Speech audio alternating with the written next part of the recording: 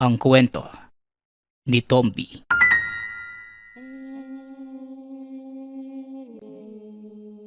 Ang kwentong ito ay hango sa totoong buhay. Mula ito sa isa nating tagapakinig. Karanasan ito ni Bully. Walang eksaktong taon. Probinsya ng Antique. Nang mga panahong ito, bata pa lamang si Bully. 12 taong gulang pa lamang na mga sandaling yon. Meron itong tinitingalang tao sa lugar.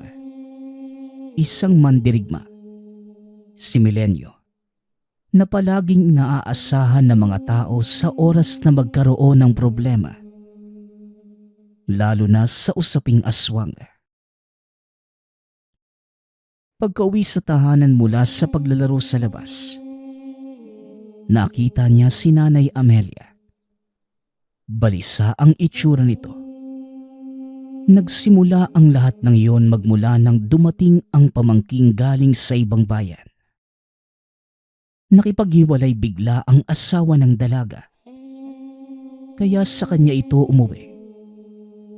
Wala naman ibang matatakbuhan. Ayos lang sana ang pakiusap nitong pagtira.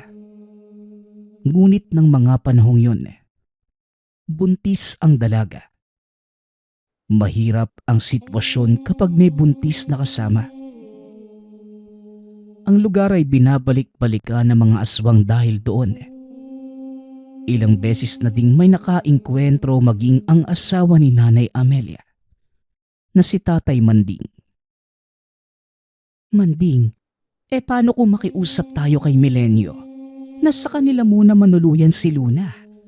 Papayag naman siguro yun, lalo na kapag nalaman niya na buntis ito. Kilala mo naman yung binatang yon. Masisigurado yung kapakanan ng kahit sinong nagdadalang tao, lalo na sa panahon ngayon. Isa pa, siya lang naman ang may sapat na panlaban sa mga aswang. Wika ni Nanay Amelia. Naiintindihan ko ang punto mo, Amelia. Kaya lang, masyadong perwisyo kung sa tahanan ni Milenyo tutuloy si Luna. Alam mo naman ang taong yon ayaw ng sagabal. Ganito na lang. Pupuntahan natin yung binata na yon at hihingi ng pangontra. Sa gayon, magiging ligtas pa rin yung pamangkin mo. Tugon ni Tatay Manding. Naisip ko na nga yan, Manding. Hindi ako kampante sa ganyan. Dahil yung kapitbahay nga natin, na meron ng pangontra, nabiktima pa rin. Saka kung dito sa tahanan natin si Luna, at kapag may aswang na magtatangka, hindi mo na rin maitataboy. Dahil sugatan ka, namamagapay ang binti mo. Muling wika ni Nanay Amelia. Napabuntong hininga naman si Luna. Sa katunayan, tumutulong sa pagtaboy ng namataang aswang sa lugar si Tatay Manding noong nakaraang buwan. Kaso sa kasamaang palad, aksidenteng tumama sa bakal ang binti na naging dahilan na magkaroon ng malubhang sugat. Walang sapat na gamot at hindi nakabalik sa sentro para magpaturok ng anti-tetano. Pinagtsatsagaan na lamang ang mga halamang gamot. O sige, subukan mong pakiusapan si Milenyo. Kung hindi papayag, humingi ka na lang ng pangontra at sisikapin kong protektahan kayo rito sa bahay. Wika ni Tatay Manding. Sa kabilang banda naman tahimik na nakikinig si Luna sa usapan. Hindi maiwasang mahiya dahil naging problema ang kalagayan sa buhay ng tiyahin. Napabuntong hininga na lamang habang hinahagod ang umbok na tiyan. Ate, pasensya ka na kung ganito yung sitwasyon na naabutan mo ha. Huwag bumamasama inyong napag-uusapan ni na tatay at nanay. Sadyang naghahanap lang ng solusyon para maging ligtas ka at yung magiging anak mo. Sa panahon kasi ngayon, Mahirap kapag may kasamang buntis. Naglipa na yung mga aswang eh. Pero huwag kang mag-alala ate, dahil may magiting na namumuksa sa lugar na ito. Wika ni Bully. Nag-iisang anak ni Nanay Amelia at Tatay Manding. Tumango na lamang si Luna. Lumapit sa mesa para mananghalian. Pagsapit naman ng hapon, sinadya ni Nanay Amelia si Milenyo upang humingi ng tulong. Naghintay ng ilang oras dahil may nilakad ang binata. At pagkabalik nito, isang tingin lang sa kanila ay alam na kagad ang pakay nila sa lugar. Alam naman ninyo ang kalagayan ng lugar natin sa panahon ngayon eh. Tapos nagpapatuloy kayo ng buntis. Aling Amelia, seryosong problema ang pinapasok mo sa inyong tahanan. Wika ni Milenyo. Milenyo, wala nang ibang mapupuntahan ng pamangking ko. Sa makapilang buhay na yung mga magulang at ako na lamang ang natitirang kaanak. Alangan naman na itataboy ko. Kawawa naman yung pamangkin ko at magiging anak niya. Tugon ni Nanay Amelia. Mang Milenyo, pumayag na po kayo. Alam ko naman na hindi nyo hihindian yung ganitong sitwasyon eh. Isa pa, sasamahan ko si Ate Luna kung sakaling papayag kayo. Ako na yung bahala sa lahat ng gawaing bahay. Pangako po yan. Sabat ni Bully. Kakarating lamang ng bata at pawisan pa mula sa pagtakbo. Ikaw naman Bully. Itong anak mo Aling Amelia napakakulit. Sumadya yan dito sa bahay noong nakaraang araw eh. Kinuha yung sagrado kong kampilan. Ginamit ba naman na panguha ng bayabas? Hindi lang yon, pati yung tanim kong mga halamang gamot sa likod. Tinabas at pinakain sa alaga niyong kambing. Wika ni Milenyo. Nagpipigil ng galit habang isinasalaysay ang ginawa ni Bully. Napaiwas na lamang ng tingin ang binata sa takot nang makita ang reaksyon ng ina. Ikaw Bully, yari ka sa akin sa bahay mamaya ha? Hindi ka na nahiya kay Milenyo. Pasensya na lang ha, Milenyo. Alam kong pasaway talaga tong anak ko eh. Wika ni Nanay Amelia. O siya, balik tayo sa problema. Kung talagang mapilit kayo, papayag ako pero wag isama ang batang yan. Patong-patong na yung iisipin ko eh. Wag mo nang idagdag yung anak mong si Bully. Napakakulit pa naman yan. Maraming salamat sa pagpayag, Milenyo ha. Oo, hindi ko na isasama si Bully. Si Luna na lang. Wika ni Nanay Amelia.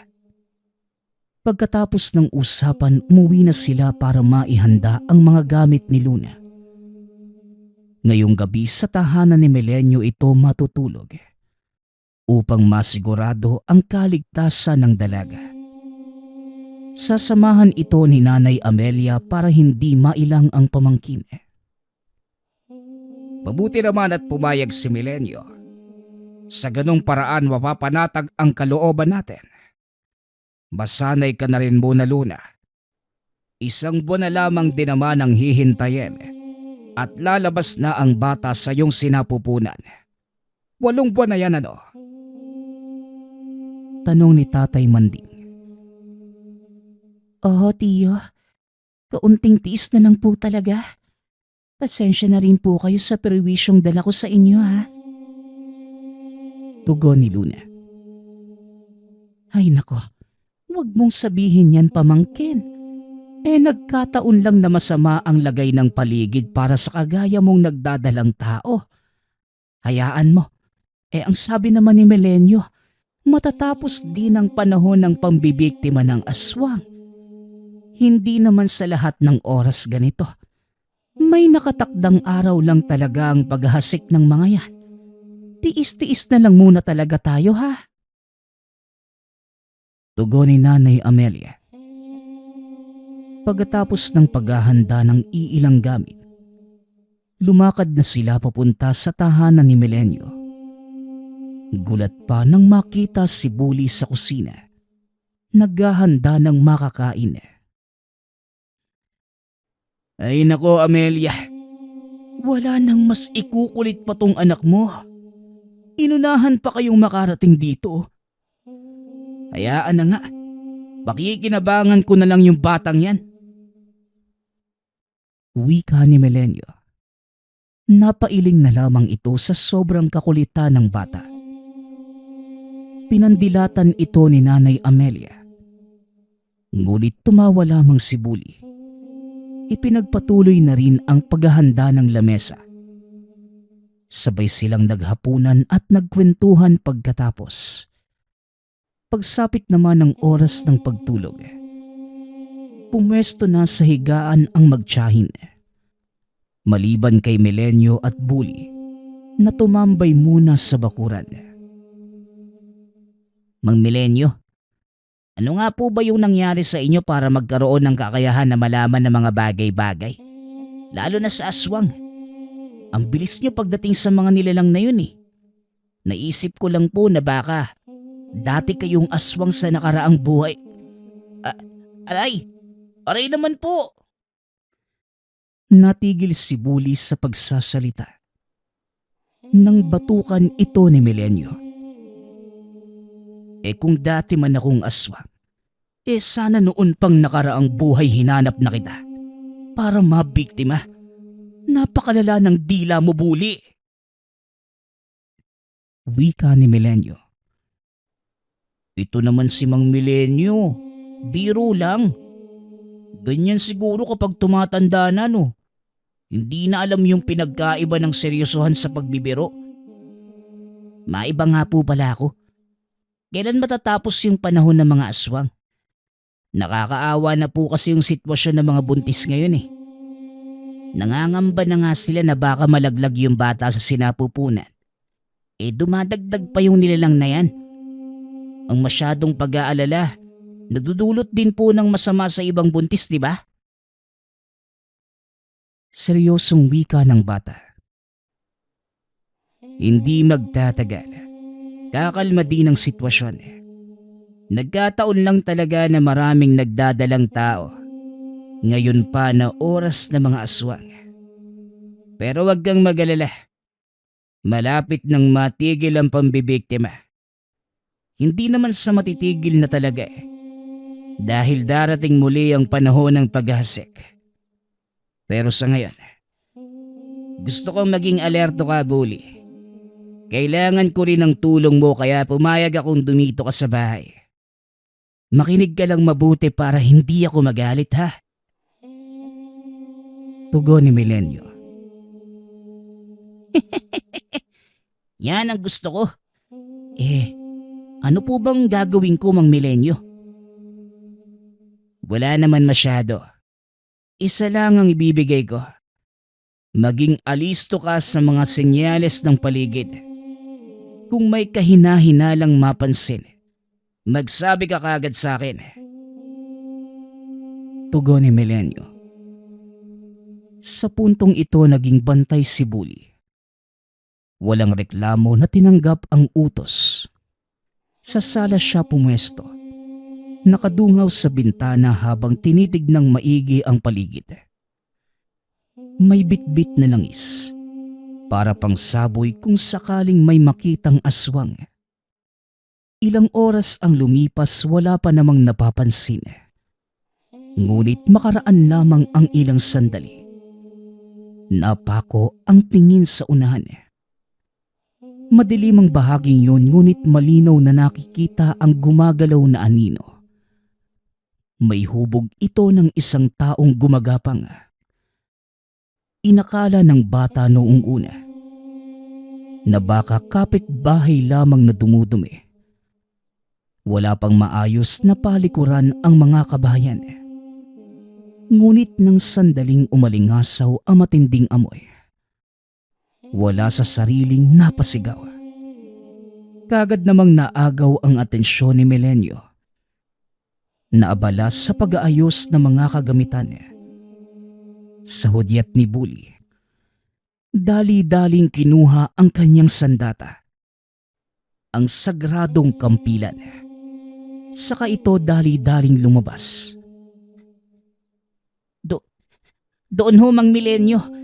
May gumagapang na aswang sa damuhan. Hulihin po ninyo. Sigaw ni Bully. Natataranta na ito ng mga sandaling yon. Ang lakas ng boses mo. Hinaan mo at baka mabulabog ang ibang tao.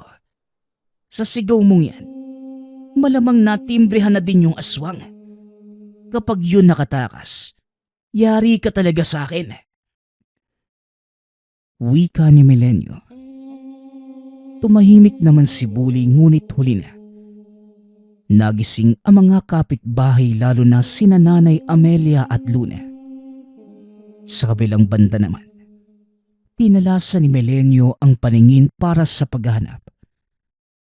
Naamoy ang aswang ngunit hindi pa mahagilap ang pinagtataguan. Nilibot niya ang abandonadong tahanan ng dating negosyante. Paglabas dito, naabutan ang aswang.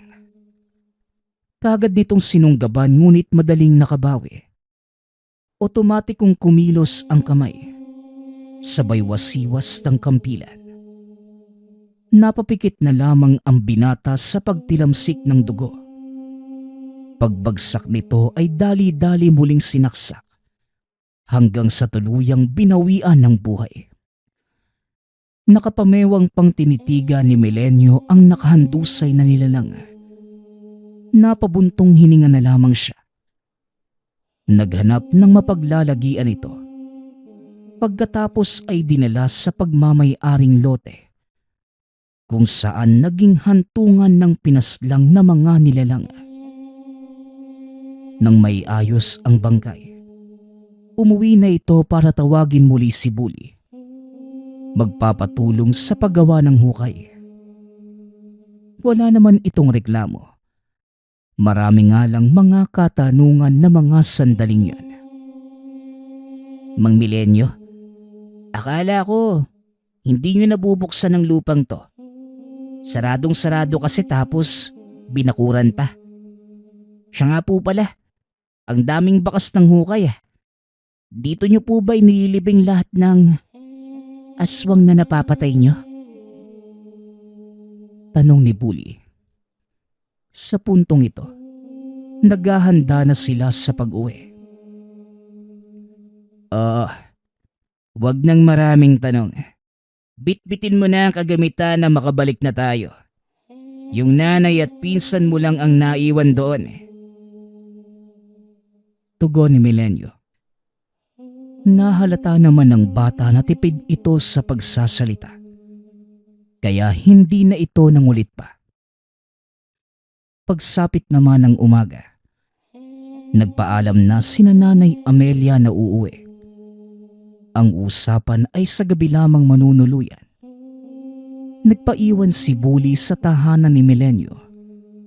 Natuwa na rin ang binata dahil may nauutusan. Hindi naman naging iba ang pakikitungo ng pamilya ni Bully kay Melenyo. Malayo nila itong kamag-anak. Ngunit naging malapit pa rin sa isa't isa. May mga pagkakataon lang na merong hindi pagkakaunawaan. Ngunit nasusolusyon na naman kagad. Parang mag-ama lamang din ang turingan. Sa paglipas ng mga araw, ganon pa rin ang sitwasyon. Kapag gabi sa tahanan ni Melenyo natutulog, uuwi rin naman kagad pagsapit naman ng umaga. Walang nagpaparamdam na aswang na mga sandaling yun. Kaya naging maayos ang takbo ng lahat. Nakahinga rin kahit papano. Nabawasan ang mga isipin. Ngunit pagdating ng araw muling naghasik ang nilalang. Mang Milenyo, narinig niyo na po ba yung nangyari sa anak ni Aling Belen? Sinunggaban ng aswang doon sa daan kagabi. 10 oras na kasi siya umuwi galing sa trabaho. Nagkataon na nadaanan ng nilalang. Ayun, dinala sa paggamutan ni Mang Doming. Mabuti na agapan din kagad eh. Wika ni Bully. Yun nga ang narinig ko mula sa kapitbahay. Ang kaso, hindi nasaklolohan dahil wala namang kabahayan sa daang yun. Pero mabuti na lang kinaawaan pa ng may kapal. Hindi napuruhang kaya nakalakad papupunta sa unahan. Nakahingi ng tulong. Sino na naman kaya ang aswang na nagsimulang magasik dito sa atin? Wika ni Melenyo. Napabuntong hininga pa ito. Ang sabi ng mga tambay, may pinaghihinalaan sila kung sino. Noong araw kasi may nakita silang tao na pabalik-balik ng daan doon. Hindi nila kilala eh. Bagong salta. Maayos naman tignan kaso. Parang kakaiba. Tugon ni Bully. Kung ganon, bagong salta ang aswang na yon. Diyos mio, kumikilos na nga talaga sila. Naubusan siguro ng mabibiktima sa lugar na pinanggalingan, kaya dumayo rito. Bully, mag-usisa ka pa roon ha. Mangalap ka ng impormasyon para malaman natin kung paano haharapin ang sitwasyon. Mas mainam kung nasa lugar pa ang aswang. Malaki ang tsansang mauhuli natin kagad. Utos ni Melenyo. Napatango si Bully. Kagad ding kumilos para mag-usisa sa nangyari. Samantala, nag-isip ng paraan si Melenyo kung paano sasagutin ang kasalukuyang sitwasyon. Sa lugar nila, kapag may nabiktima, posibleng masundan pa lalo na't hindi napatay ng aswang ang unang biktima. Magpapalipas lamang ito ng ilang araw bago muling sumalakay roon. Sa ilang taong pagiging mamumuksa, kabisado na niya ang galawan ng mga nilalang. Habang hinihintay ang balita mula kay Bully, iginugol niya ang oras sa pagdarasal. Umupo ito sa harapan ng maliit na altar. Dali-daling inilagay sa harapan niya ang sagradong kampilan. Matapos yon, nilinis, hinasa at inihanda na niya ang gagamiting sandata. Ngunit nahirapan itong tanggalin ang dumikit na katas ng puno ng mangga. Dahil muli na naman itong ginamit ni Bully nang walang paalam. Ay naku, napakatigas talaga ng ulo ng Bully na yan. Sa dinami-rami ng patalim sa kusina, dito pa talaga naganap sa kwarto ko. At itong sagradong sandata ko pa ang naisipang gamitin. Ay sus Mariosep! Wika ni Melenyo sa sarili. Habang patuloy pa rin sa pagtanggal ng lagkit sa patalim. Pagkatapos, hinarap nito si Bully na kakarating lang. Mang Melenyo, sa kabilang sityo nakita ng mga tambay yung sinasabi nilang tao. Isang babae. Madali lang makilala kasi unang tingin lang mapapansin na merong mali. Lalo na kung kayo makakakita. Kanina lang nila namataan doon. Ang hinala nila naghahanap na naman ng mabibiktima. Ganun ba? Maiba tayo, Bully. Ginalaw mo na naman ba ang aking sandata? Ilang beses ko bang sasabihin na wag mong pakialaman? Maraming patalim sa kusina. Yun ang gamitin mo. Yun lang? Hindi ko nga alam kung bakit yun yung ginagamit mo sa pumumuksa eh. Mapurol naman.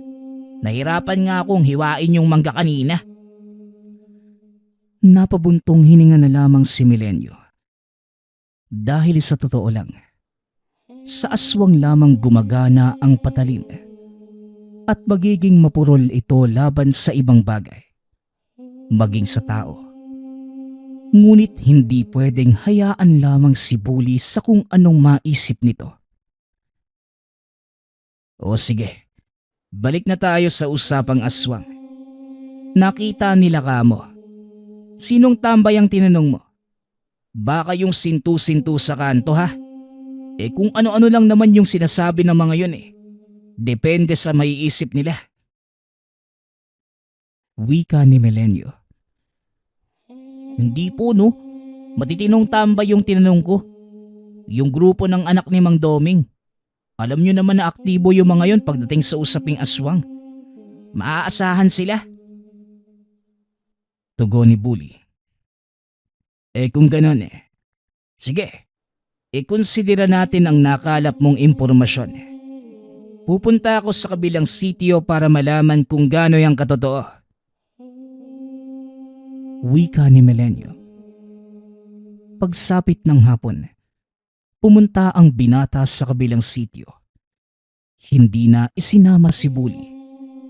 Nagmasid-masid sa paligid sa loob ng ilang oras. Umuwi na rin kagad pagkatapos. Hanggang sa nakasalubong sa daan ang tambay na pinagtanungan ni Bully. Nanindigan ito sa sinabi na meron talagang umaaligid na aswang sa lugar. Hiningian niya ito ng detalyadong deskripsyon. Maayos naman itong naibigay. Pagkatapos, bumalik na ng tahanan. Habang nagpapaantok, binuksan ni Melenyo ang bintana upang makalanghap ng sariwang hangin. Tulog na ang mga kasama sa tahanan. Siya na lamang ang nag-iisang gising. Hindi nagtagal. Bigla na lamang nag-iba ang samyo sa paligid. Kagad na alisto nang mapansin ang pagdaan ng isang babae.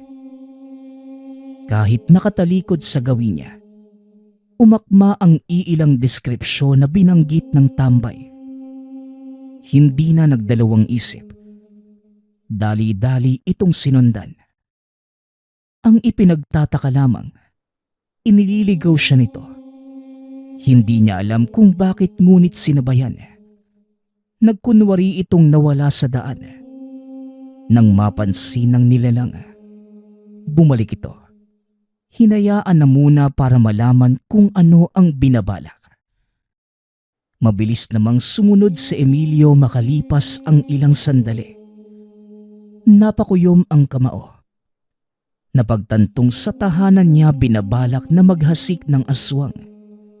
Sa katunayan, dahan-dahan na itong gumagapang papunta sa silong. Animal ka? Sa kabilang sityo naglilibot ka tapos dito lang pala sa bahay ko binabalak mo mang biktima. Hanga na talaga ako sa katapangan mo. Ang lakas ng loob mong lumapit sa tahanan ng isang manunugis. Hindi mo yata kilalang yung binabangga aswang. O sige, lumapit ka pa sa silong nang makita mo. Wika ni Melenyo mula sa hindi kalayuan. Hinintay niya na makarating sa ilalim ng tahanan ang nilalang. Nang sandaling naroon na ito sa silong, ganun na lamang ang paghiyaw pagkatapos pumulupot sa mga binte ang nasaging bitag. Kalmadong lumapit si Melenyo. Umiiling-iling pa habang papalapit sa nilalang. O ano ang napala mo? Ang lakas kasi ng loob mo na pagplanuhan ng pambibiktima sa baluarte ng kagaya kong manunugis. Wika ni Melenyo. Umangil ang aswang. Pilit kumakawala sa pagkakatali. Tinignan lamang niya ito. Kampante dahil may bisa ng orasyon ang lubid. May tsansa pang malagutan ng hininga kesa makawala. Ano? Kalmado ka na ba? Kung magpapatuloy ka sa paglilikot mo, malamang hindi ka lang mapapaso. Mapuputol talaga yung binti mo. Masakit to. Pero dapat lang nakayanin mo. Wika ni Melenyo. Hinampas niya ang aswang. Tipak ng kahoy muna dahil gusto pang pagdusahin. Tinigilan lamang ng magdugo na ang muka. Nangihina na rin ito. Hinugot na ni Melenyo ang kanyang kampilan na siyang gagamitin para tapusin ang buhay nito. Napatanda muna ng krus bago tuluyang isinaksak. Tinalagan pagkatapos humandusay. Nang sandaling pinakawalan sa tali, nagulat na lamang si Melenyo ng sunggaban. Buong pwersa siyang binangga kaya't nagkaroon ng oras para makatakas, subalit nasundan din kagad. Aba, nakatakas ka nga. Pero dito naman sa libingan pumunta. Kung sa bagay, walang matinong pag-iisip ang katulad mong halimaw. Wika ni Melenyo. Napabuntong hininga na lamang ito sa naging kilos ng nilalang. Sa bakanting lote na libingan ng pinuksang aswang ito nagpunta. Nakuha pang tumayo, ngunit hindi na makaakyat sa bakod.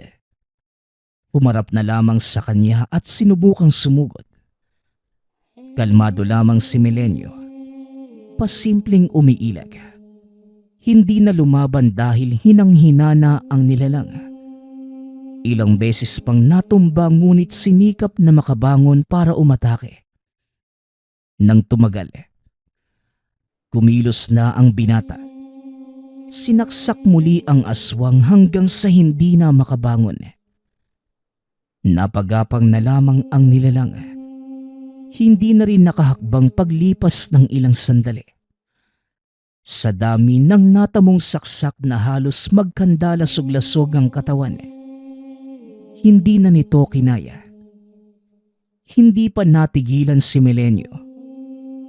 Gamit ang kanyang kampilan, pinugot niya ang ulo ng nilalang upang masiguradong malagutan na ito ng hininga. Ay nako, ito na naman tayo.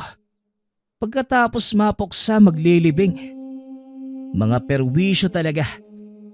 Kaso ano bang magagawa ko? Hindi naman pwedeng hayaan na lang na nakatihaya to sa gilid. Wika ni Melenyo. Napabuntong hininga ito. Tahimik itong kumilos. Pagkatapos ng lahat umuwi na rin. Nagulat pa nang makita si Bully na pasilip-silip sa bintana. Tuwang-tuwa pagkakita sa kanya. Mang Melenyo, akala ko na paano na kayo. Nakita ko yung nangyari kanina dyan sa bakuran. Pero hindi na ako nangialam kasi aswang na yung kalaban mo eh. Baka madamay pa ako. Siya nga po pala. Nakatakas yun. Nahuli niyo po ba? Tanong ni Bully. Ano nga mo? Akala ko ba matapang ka? Bakit parang tunog duwag ka ngayon eh? Si nanay at pinsan mo, kumusta naman? Nagising ba sa ingay? Tugon ni Melenyo. Hindi naman po. Ang totoo, wala namang madidinig na ingay sa nangyari kanina. Napansin ko lang kasi hindi ako makatulog eh. Gusto kong lumabas para sana hanapin kayo. Kaso yung nakita ko, yung labanan nyo. Grabe, ang angas nyo pong tignan kanina. Tugon ni Bully. Napangiti na lamang si Melenyo. Inutusan ang bata na magtimpla ng kape. Habang siya naman ay naglilinis ng katawan. Inaalis ang dugo at amoy na kumapit dahil sa aswang. Mang Melenyo, tungkol po pala sa sandata nyo, bakit nung hiniwa ko sa mangga yung kampilan, ang purol? Pero kung sa aswang naman sobrang talim, paano po nangyari yun? Tanong ni Bully. Ay nako, umandar na naman ang dami mong tanong.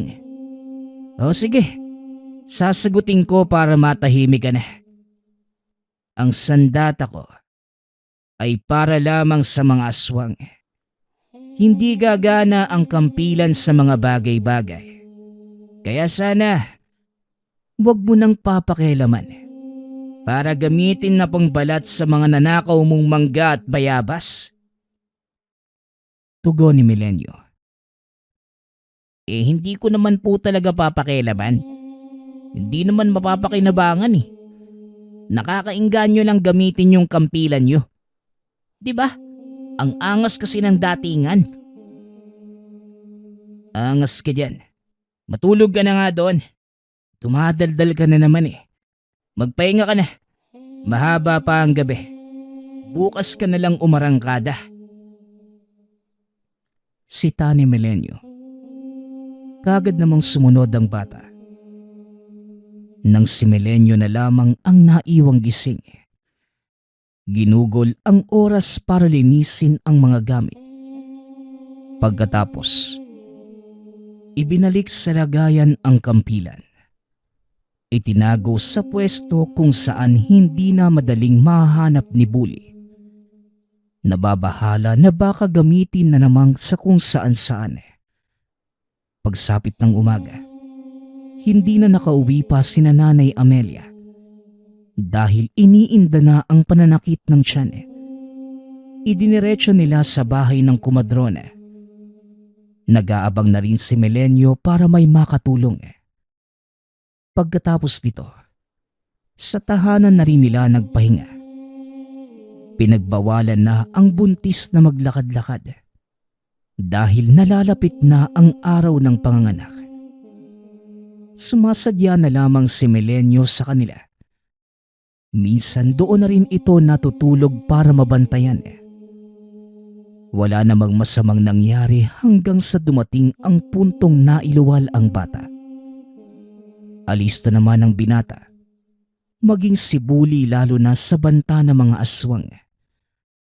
Paminsan-minsan merong nagpaparamdam.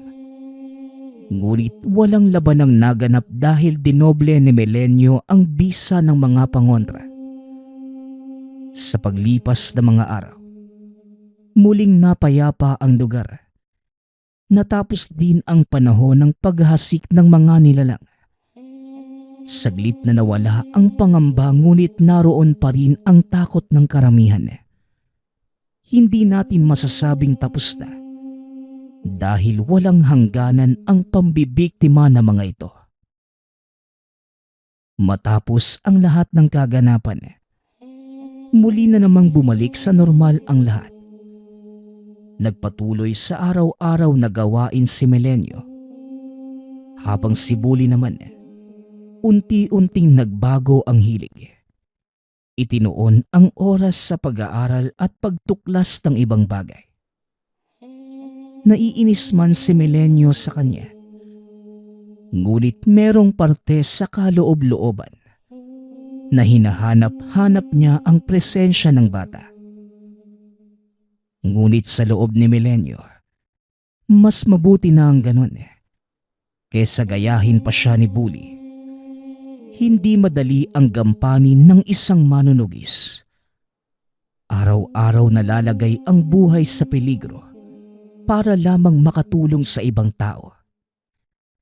Ito ay isang tungkulin na kanyang ginagampanan hanggang sa dumating ang dapit hapon sa buhay. Ang susunod nating kwento ay mula sa isa nating tagapakinig. Karanasan ito ni Kulas. Walang eksaktong taon. Probinsya ng Quezon. Bata pa lamang ito. Pangarap na ni Kulas na makapagtayo ng sariling tahanan. Kaya naman nang makapagtapos, nagpursige ito sa pagtatrabaho upang makapag-ipon ng sapat na salapi. Makalipas naman ang ilang taon, malapit nang matupad ang pangarap ni Kulas. Nakapag-ipon ito. Sa wakas, mapapatayo na ang pinapangarap na tahanan. Hanggang sa nakahanap ang binata ng manggagawa at nagsimula na ang pagpapatayo ng bahay. Hanggang sa lumipas ang isang buwan, bigla na lang naglaho ang kausap niya na parang bula. Dahil medyo nag-aalangan siya sa mga ito nung una, Hindi niya kagad binayaran ang kausap niya. Ngunit matapos ang isang buwan ay binuo na ni Kulas ang bayad. Upang bilisan nila ang pagtatrabaho, ngunit bigla na lang nawala. Kaya lang pala sila nagtrabaho ng isang buwan. Dahil hinihintay lamang ng mga ito na mabuo ang bayad, tsaka sila nagtatago. Durog na durog ang puso ni Kulas na mga sandaling yun. Nang malaman na niloko pala siya ng kausap. Kalahati lang ang itinayo ng mga ito at hindi pa maayos. Ilang araw na balot ng kalungkutan ang mundo ni Kulas. Upang mabawasan ang hinanakit, naisip niya ang kasintahang si Josephine. Natulungan siyang tapusin ang nasimulan ng mga nanloko sa kanya. Dahil meron naman itong karanasan sa pagbuo ng tahanan. Natupad din ang pinapangarap ni Kulas. Ngunit kulang ang natirang pera ng binata para sa mga materyales. Ibinigay ng ama ang ilan sa mga puno sa kanilang lupain. Madaming matataas na puno ng akasya na matatagpuan sa lupa ng ama. Pinutol ang ilan sa mga ito upang gamiting materyales sa bahay ni Kulas. Nabawasan kahit papano ang sama ng loob. Ngunit hindi yon naging sapat upang tuluyang mawala ang sama ng loob, na sa isang iglap ay nawala ang lahat ng inipon. Makalipas ang ilang buwan, tuluyan ang natapos ang bahay ni Kulas. Laking pasasalamat niya sa lahat ng tumulong, lalo na sa kasintahan. Akala ni Kulas ay magiging maayos na ang lahat. Ngunit isang gabi, habang natutulog, nagkaroon ito ng masamang panaginip. Kamatayan ng mga mahal sa buhay ang nakikita. At paulit-ulit lamang ito. Alam ni Kulas na panaginip lamang ang lahat. Ngunit hindi siya magising-gising. Makalipas ang ilang sandali, pakiramdam niya ay hindi na siya makahinga. Sinikap niyang galawin ang mga daliri sa paa at kamay. Kalaunan, nagawa niya ito. Nagising ang binata na naghihingalo. Ramdam pa din ang bigat sa dibdib. Ano bang nangyayari sa'yo, Kulas? Ayos ka lang ba? Ayos lang ako, Josephine. Binungungot lang ako. Tara, matulog na lang ulit tayo.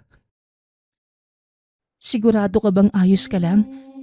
Halika, yayakapin na lang kita. Pag-uusap ng magkasintahan. Hindi nagtagal. Nakatulog naman silang uli. Ngunit nagpatuloy ang mga bangungot ni Kulas ng ilang araw. At isang gabi, hindi na niya ito kinaya. Josephine, hindi ko na kaya to. Ilang araw na ang lumilipas at palala ng palala yung panaginip ko. Baka isang araw, hindi na lang ako magising. Wika ni Kulas. Pero Kulas, kailangan mong matulog. Hindi pwedeng hindi ka magpahinga. Magkakasakit ka sa ginagawa mo eh. Hindi mo nakikita at nararamdaman ang nangyayari sa akin, Josephine. Hindi mo alam kung gaano kasakit. Kahit kalabanin ko yung sarili ko na gumising gabi-gabi para mabuhay katabi mo. O sige, bukas na bukas. Maghahanap tayo ng manggagamot para matulungan tayo. Pero parang awa mo na, Kulas. Matulog ka ngayon. Babantayan kita para mapanatag ang loob mo. Wika ni Josephine. Hindi na nakipagtalo pa si Kulas. Dahil pagod na ito. Ilang araw na siyang hindi nakakatulog ng maayos. Makalipas ang ilang sandali, paunti-unti namang nakatulog ang binata. Nagising si Kulas sa marahas na pagkibo ni Josephine sa kanya.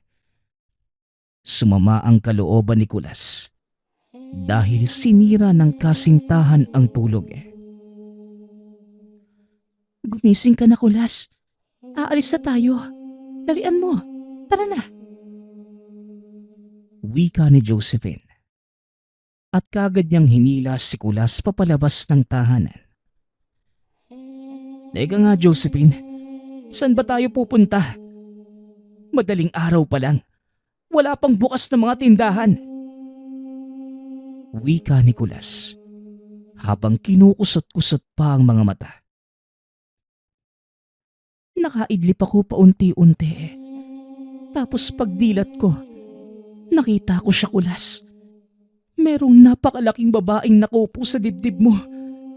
Nagkatitigang kami ng nilalang na yon. Hindi ko alam ang gagawin ko pero mas nangingibabaw ang pagmamahal ko sa'yo kesa sa takot. Kaya naman nilapitan ko ang nilalang na yon. Kahit na sobrang natatakot ako. Nung nagising ka, biglang nawala yung babae. Pagpapaliwanag ni Josephine at nakarating sila sa isang kubo. Tao ho. Tao ho. Nandito po ba si Tandang Carlos? Pagtawag ni Josephine at makalipas ang ilang minuto, bumukas ang pintuan. Anong may paglilingkod ko sa iyo, Iha? Madaling araw pala, nang gigising ka na ng natutulog. Wika ng matanda. Pasensya na ho. Hinahanap ko lang po yung matandang nagngangalang Carlos. Importante lang po. Kailangan po namin ng tulong niya. Dugo ni Josephine. Ay ako nga ang hinahanap mo, Iha. Ali kayo. Pumasok kayo sa muntikong tahanan. Dugo ni Mang Carlos. Pinapasok na ang dalawa. Pasensya na ho talaga sa abala, Mang Carlos. Maraming salamat po at kahit nakakaabala kami, tinanggap niyo po yung problema namin. Dediretsuhin ko na po kayo. Meron pong napakalaking babaeng umuupo sa dibdib ng kasintahan ko. Hindi po namin alam kung sino o ano yun pero yung siguro yung dahilan ng mga bangungot niya. Wika ni Josephine. Ganun ba, Iha? Nako, isang batibat. Mabuti at maaga kayong lumapit dito bago pa tuluyang namatay ang kasintahan mo. Marami nang namatay sa paghihigante ng bate-bate. 2 araw lang patay na ang biktima nito dahil sa bangungot.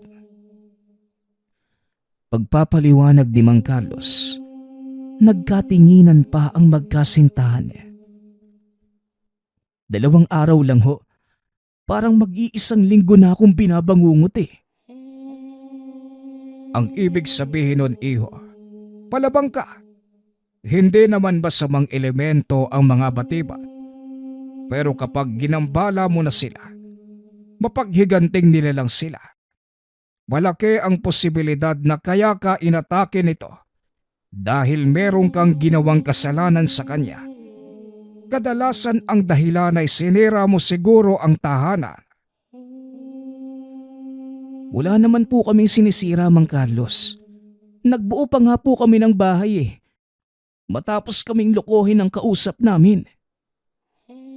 Hulaan ko. Gawa sa kahoy ang bahay niyo ano? Ay nako, sabi na nga ba, puno ang tahanan ng batibat. Malaki ang posibilidad na isa sa mga punong pinutol ninyo ay tahanan ng batibat.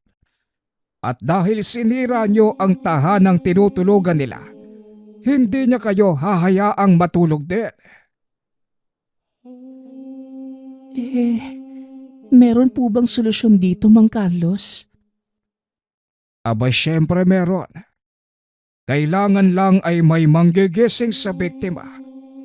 O kaya naman ay magalaw ng biktima ang mga daliri nito sa paa o kamay. Pero yan ho yung ginagawa namin. Pero bumabalik pa rin po yung batibat. Kaya nga ho tumagal ng 1 linggo eh. Ganun ba? Isa lang ang ibig sabihin yan. Umalis na kayo sa bahay o magpatayo kayo ng bago. Hinding-hindi kayo lulubayan ng elementong yan. Habang gamit nyo sa tahanan nyo ang sinirang tahanan niya. Tugon ng albularyo. Nalungkot si Kulas sa narinig na solusyon. Hindi pa ito handang iwan ang pinaghirapan niya at pinapangarap na bahay, kaya naman nagtiis pa siya ng ilang araw. Ngunit araw-araw itong binabangungot at ginigising ang sarili. Habang tumatagal, nakikita na ang epekto ng kulang sa pahinga. Unti-unti nang nagbabago ang ugali at itsura ni Kulas. Namayat ito ng husto. Nangitim ang ilalim ng mga mata. Naging iritable na rin ito at madalas ayaw magpaestorbo. Hindi na rin siya nakapagtrabaho ng maayos. At isang gabi, hindi na niya ito kinaya. Sa sobrang tindi ng bangungot ni Kulas, hindi na ito magising pa kahit anong gising ni Josephine. Dali-dali itong sinugod sa ospital. Nag-aagaw buhay si Kulas at tuluyan ng tumigil ang puso sa pagtibok. Hindi matanggap ng pamilya ang pagkawala ni Kulas. Ngunit hindi na sila masyadong nagulat dahil sa nangyayari sa kanya. Hindi imposibleng hindi bumigay ang katawan niya. Nabalot ng kalungkutan ang silid. Ngunit nabigyan ng ikalawang pagkakataon si Kulas. Bigla na lamang itong nagising. Naigalaw ang mga daliri sa paa at kamay. Naidilat ang mga mata. Natuwa naman ang mga magulang nito, maging si Josephine. Malaki ang pasasalamat nila sa Diyos. Matapos ang pangyayaring yun, tuluyan ng binitawan ni Kulas ang pinaghirapang tahanan dahil napagtanto niya sa sarili na mas mahalaga ang buhay ng tao kesa sa isang infrastruktura. Sinasabi na lamang niya sa sarili na ang tahanan ay hindi bahay, kundi ang mga taong nasa paligid mo, ang mga mahal mo sa buhay. Nagpapasalamat nga pala ako sa lahat ng sumusuporta sa ating channel. Nawa ay patuloy niyong suportahan at pakinggan ang ating mga kwento. Hanggang sa muling pakikinig. Paalam.